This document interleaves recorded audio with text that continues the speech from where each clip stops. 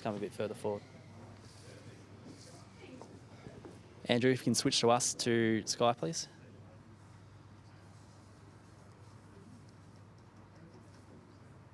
Yep, let us know, mate.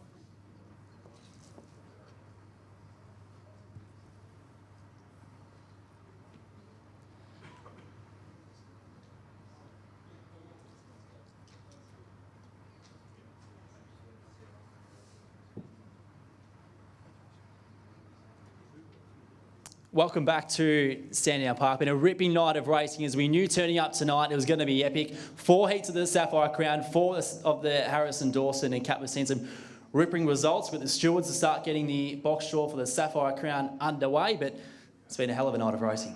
Absolutely it has. Those Harrison Dawson heats in particular, we saw some scorching performances, and what a night for Team Sharp it's turned out to be. They've got 3 runners through to the Harrison Dawson final. And before we start carving through this box draw, Neil Brown joined us, the chairman here at Sandown. And Brownie, 2 races that have serious honour rolls and have produced some champions of the sport.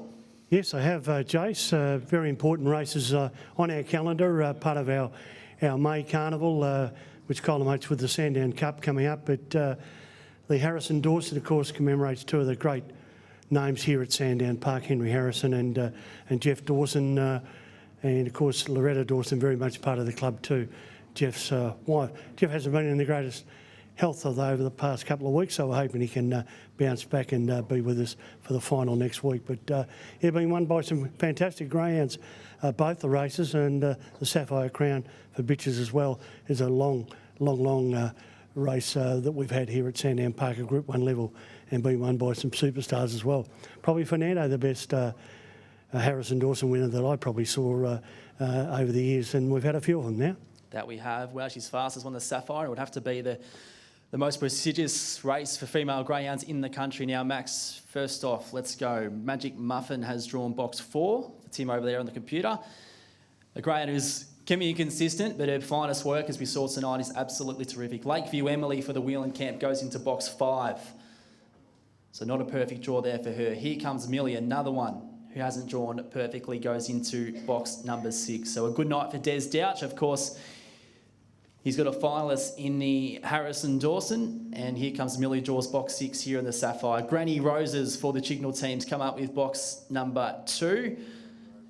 In box 7 is Aunt Virginia. We know what a motor she's got. We saw it on full display tonight, and an inside draw was probably pretty important for her. Desired Path goes into box 8, who progressed through to the final at huge odds tonight, being a runner-up and getting through. Cruising Debbie, the launching pad winner, goes into box number 1, and Brendan Purcell, not that it mattered a whole lot where she drew, given the early speed that she's got.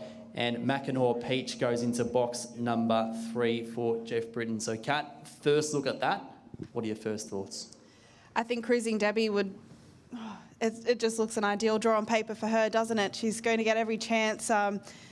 Bit of the pace is drawn towards the outside of the track, so I definitely think she's going to get a chance. We just saw tonight, and I said after the race, she just reminds me so much of Uphill Jill, not only looks-wise, but just that tenacity that she's got to get out and go, and she just proves so hard to catch out in front. So off box number 1, I think she's going to be very hard to toss, but also Magic Muffin off box 4. I was ultra impressed with her tonight. We know she can be a bit hit and miss early, but if she gets any room to move and she can carve over to the fence, she can run times that probably the other girls aren't capable of going.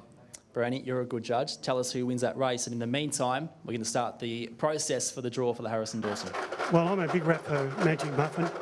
She's got a terrific record here at Sandown. She won 6 races on the track, and she's been beginning very well her last couple of starts, and I think she's the greyhound to beat, but Cruising Debbie will certainly be the testing material.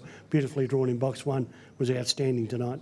And knows how to get the job done here at Sandown, having won the launching pad. While the stewards are doing that, also Brownie, the thing is with the Team Bartolo, we were touching on before, they've of course had success in the Sapphire Crown before. Betty's Angel, Miss Minnie Mouse, 2 of their best, and almost 20 years since those girls went around. What are some of your memories of them?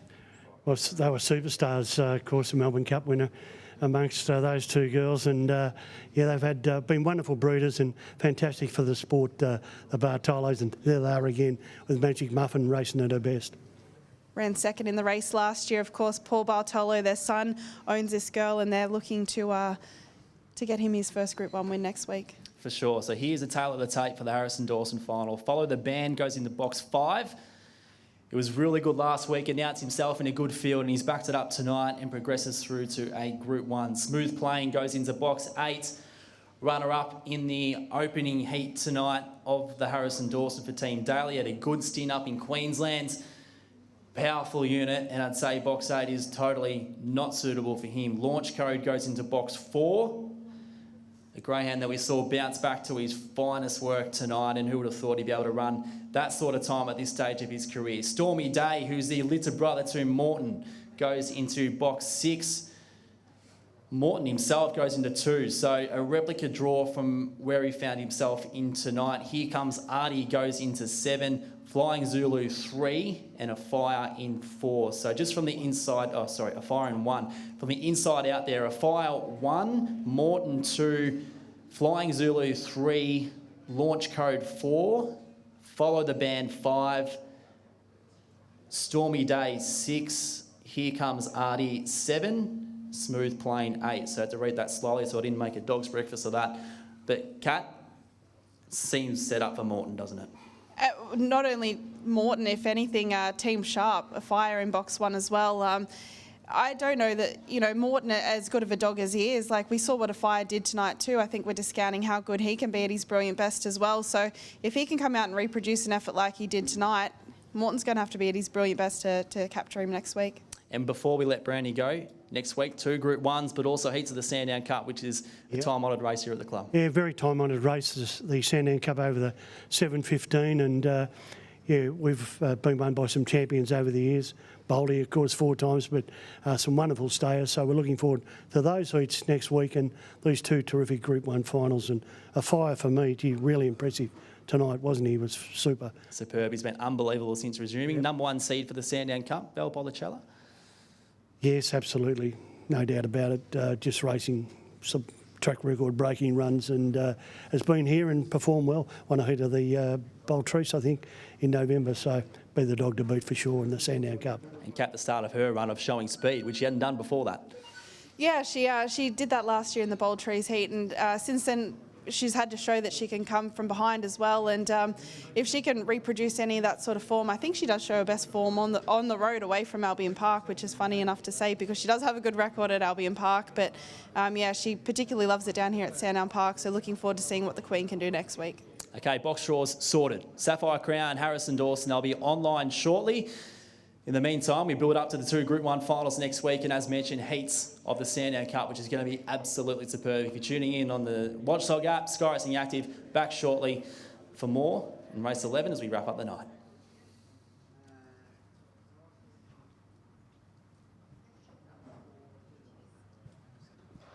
Yeah. Yeah, mate. Yeah, that would have been it.